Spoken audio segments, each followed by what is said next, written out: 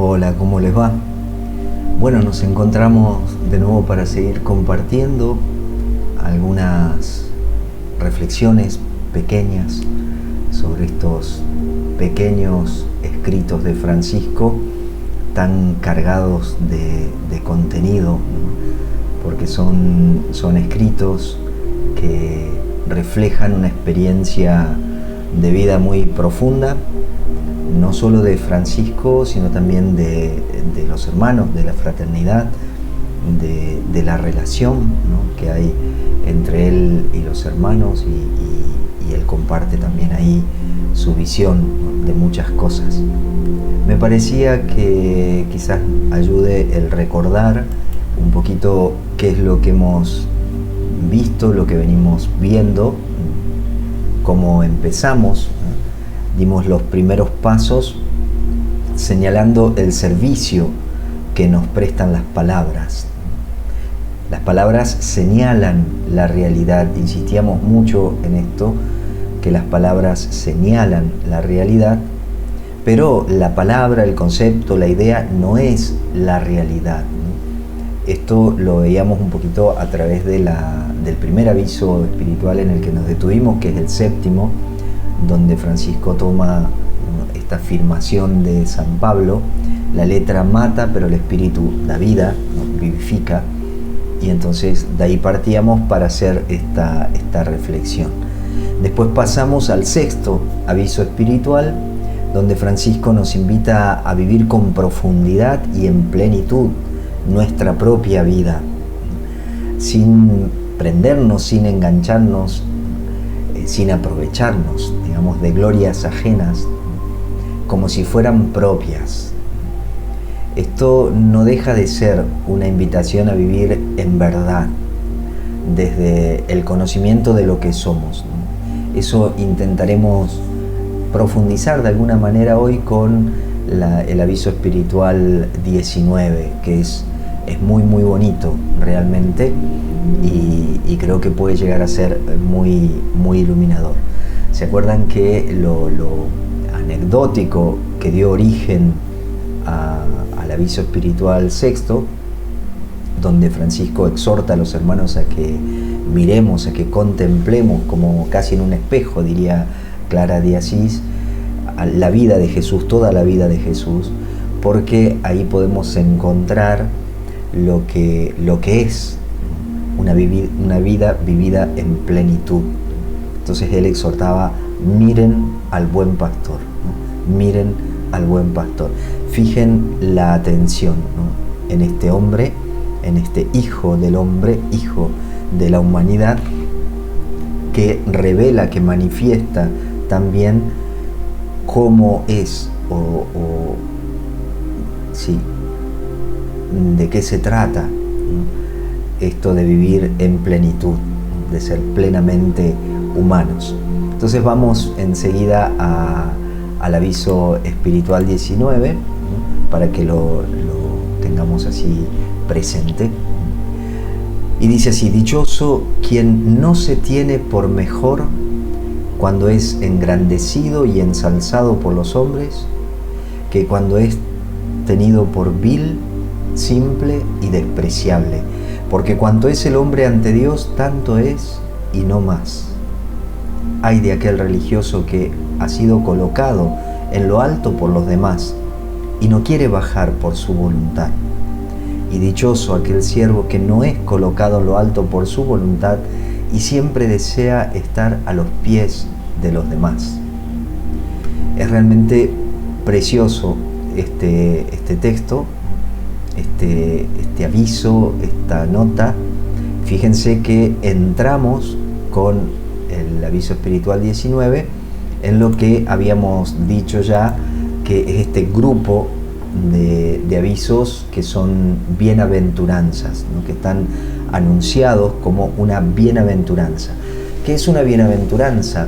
Es la proclamación de aquel hombre, aquella mujer que son felices, dichosos, bienaventurados. Por lo tanto, esto nos ubica en un lugar muy muy diferente de un ejercicio o de una práctica ascética para alcanzar algo. Acá Francisco contempla a alguien que vive con mucho desapego, con un ego muy trascendido, podríamos decir, porque está mucho más allá de la opinión que puedan dar los otros sobre él o sobre ella y de la opinión que tenga él mismo. Ya vamos a ver un poquito cómo podría ser esto, ¿no? Pero fíjense que el texto dice: dichoso, feliz, ¿no? Feliz, quien no se tiene por mejor, cuando es engrandecido y ensalzado por los hombres, que cuando es tenido por vil, simple y despreciable. Es decir, feliz aquel que permanece estable, ¿no?, en un conocimiento muy profundo de lo que es verdaderamente. Por lo tanto, no depende de la opinión que puedan que dar los otros, ¿no?, tanto para alabarlo, ¿no?, como para despreciarlo, ¿no? La valoración o el desprecio cuentan exactamente lo mismo, son la misma cosa para aquella persona que está verdaderamente afianzada, arraigada en lo que es, en su verdadera identidad, ¿no? Que en eso quisiera detenerme un poquito también. Es curioso, es interesante algo que dice Mónica Caballé, esta filósofa española, después de hablar, ¿no?, de distintos filósofos. Dice: Sócrates, Platón, Aristóteles, Marco Aurelio y otros filósofos nos dicen que paradójicamente la dimensión que especifica lo humano no es humana, que lo propio del ser humano es ser más que humano. Algo divino en él fundamenta su humanidad.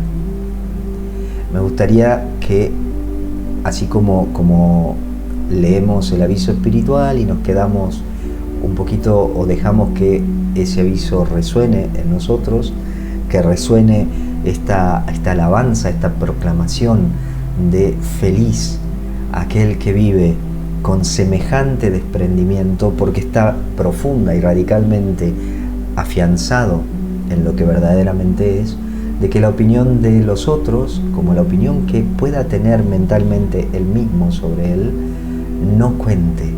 Hay una realidad más profunda, mucho más profunda, que ni siquiera es una realidad espiritual,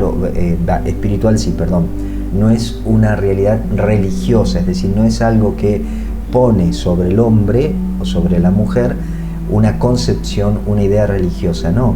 Fíjense que todos estos filósofos que naturalmente no comparten la cosmovisión judeocristiana occidental, o tampoco comparten o tienen la misma, pertenecen a la misma tradición oriental, ¿no?, budista, hindú, no, son pensadores que al contemplar la realidad humana dicen: acá hay algo que fundamenta esta humanidad, que está muy en el fondo, que no parece ser humano. Se intuye, contemplando lo humano, se intuye que hay algo que fundamenta eso, que es divino, ¿no?, que es divino. Y eso es muy interesante. Me gustaría que veamos un poquito esto, a ver si logro expresarlo y quizás nos ayude a comprender un poquito esta distinción, ¿no?, dentro de nuestra identidad, que está presente en lo que somos, está presente con mayor o menor conciencia, pero que está presente. Estas tres dimensiones de la percepción o de la realidad, ¿no?, del yo, de lo que yo soy. Hay una realidad más superficial de identidad, que es por lo general desde la realidad que nosotros vivimos, ¿no?, y donde está sumamente metido el ego, casi identificado con esto que nosotros llamamos yo superficial o mental, porque es lo que yo creo que soy, ¿no?, lo que yo creo ser. Y esto es una creencia, por lo tanto, una construcción mental de lo que yo creo ser. Ese yo superficial o mental, donde el ego se pavonea bastante y está ahí presente, se alimenta muchísimo de la opinión del entorno, ¿no?, que va de algún modo formando también la propia opinión sobre mí. Ahora, hay una dimensión un poco más profunda que es mi individualidad, mi particularidad, ¿no? Es esto que sería como el centro de operaciones de todos mis pensamientos y de toda mi afectividad, ¿no?, que está un poquito más al fondo, ¿no?, un poquito más, más interior. Ahora, hay una realidad mucho más profunda que es nuestra verdadera identidad, que le podemos llamar el yo universal, ¿no?, que sería ese fondo divino del que hablaban estos filósofos, o sería lo que dice el maestro Eckhart, este fondo de la realidad donde Dios y yo somos uno, o somos no dos, dirían algunos, pero no nos vamos a meter en eso, que quizás suena un poquito más complejo. Basta con darme cuenta, en nuestra tradición judeocristiana podemos escuchar resonancias en la expresión que hemos sido creados a imagen y semejanza de Dios, ¿no? Por lo tanto, nosotros somos imagen y semejanza de Dios. No somos lo mismo, pero somos muy, muy parecidos, muy parecidos. Ese fondo que fundamenta nuestra humanidad, ese fondo divino, ¿no?, que diría el maestro Eckhart y que dirían estos filósofos, es lo que nosotros verdaderamente somos. Ahí, en esa profundidad, nosotros somos bondad, verdad, belleza, plenitud, libertad. Eso somos. Eso somos. Y eso no depende de la opinión de nadie, ni de la opinión de mí mismo sobre mí. Porque esa es mi realidad más profunda y es la realidad más profunda de toda la humanidad. De toda la humanidad. Por lo tanto, yo no puedo ponerme por encima de nadie, ¿no?, en absoluto, porque todos compartimos esa misma humanidad, ¿no? Fíjense qué interesante esto que Francisco dice acá, ¿no? Cuanto es el hombre ante Dios, tanto es y no más, ¿no? Podríamos decir nosotros tampoco menos, porque en eso lo que verdaderamente somos es bondad, verdad, belleza, plenitud, libertad. ¿Qué pasa? Nosotros, por tantas opiniones y por tanto ruido que hay en la superficie, tendríamos que hacer un trabajo de introspección, ¿no?, y de mayor profundización, de conocimiento de mí mismo, que va profundizando, ¿no?, me voy profundizando cada vez más hasta llegar, ¿no?, a tomar conciencia y contacto con este yo universal, ¿no?, hasta convencerme y darme cuenta que yo soy bondad, verdad, belleza, plenitud, libertad, amor. Eso soy, eso soy.